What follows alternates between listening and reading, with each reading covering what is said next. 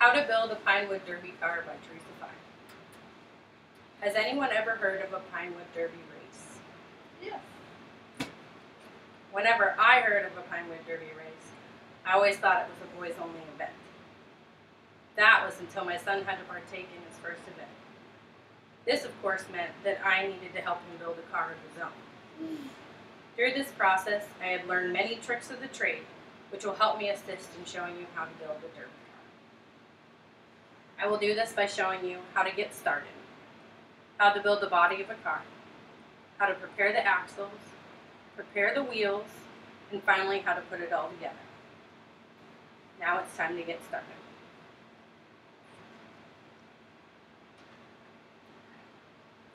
First, it is important to know that focusing on speed is the key. There are three main principles of speed that contribute to speed. You need to maximize the potential energy, reduce the friction so there is more speed, reduce wheel inertia so the car can use less force to start moving. Another important factor is the design of the car. You need to stay within the dimensions, design the front of the car, and consider the weight in the back of the car.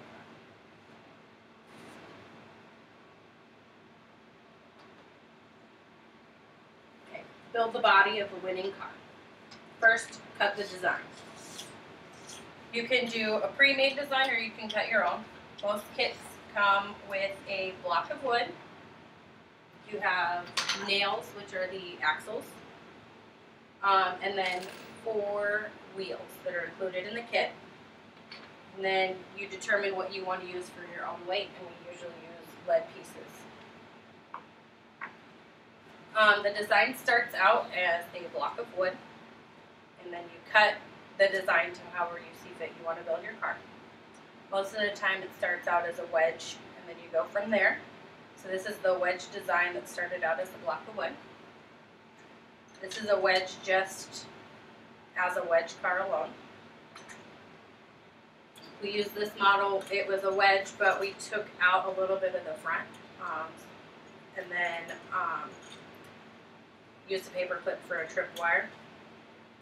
And then we have another model that started out as a wedge, but we took out some of the weight that's in the middle, so we cut some of the wood out.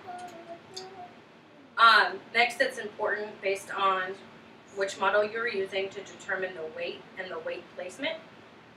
So in your basic wedge, we put weight, you drill holes, we fill them in with the weights.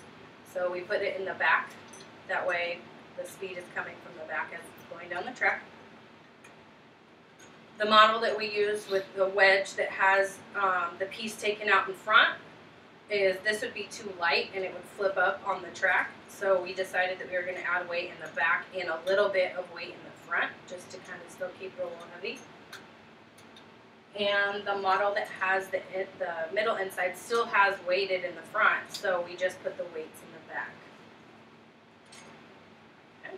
And then next step after you decide what model you're going to do, you do the cutting, you figure out your weight placement, you need to sand the car. And the smoother the car is, the better.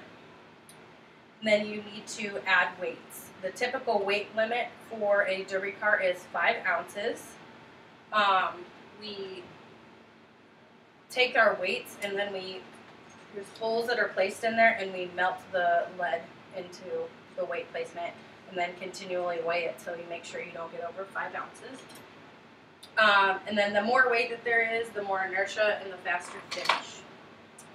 After your car is weighted, you need to paint the car, and then you're going to put the axles and the wheels in and lubricate the wheel well. When you're preparing the axles and the wheels, you want to, the axles are basically nails, and there's little niches and imperfections in there. So you want to take your file and basically file them all out, and that way you're going to get a nice smooth polish. And then the wheels, as they're spinning when they're going down the track, they don't get caught with friction and slow your car down. And then you want to polish the axles, so they're like a mirror-like finish. And then next is to polish the wheels. The wheels are also very important. As it's going down the track, you don't want any of the imperfections because it will cause your car to go left or right. So you can take a piece of sandpaper and you attach it to the drill and just kind of sand down the edges. So you kind of make sure that you're taking out all of the imperfections that go throughout the wheel well.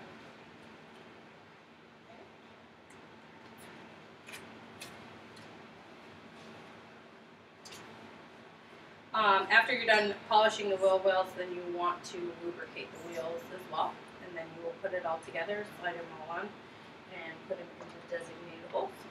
And that's how you touch the wheels. Basically putting the nail inside the wheel, and then you have holes that are on the sides, and you will slide them in there after you drill the holes in. You want to make sure that the wheels are able to spin freely. So when you do your placement, you don't want to push them in too hard. They'll be too close to the wood of the car, which will cause more friction and slow it down. And then you don't want it to be so far out that when it's going down, it's unsteady and goes left or right and wobbly. It'll slow it down as well. When you're doing your alignment of your wheels, you want to make sure that the holes that you have drilled in there are perfectly straight. You can test this in the kitchen by determining, rolling it across. It'll tell you if it's going to go left or right. And then the final step would be wheel lubrication.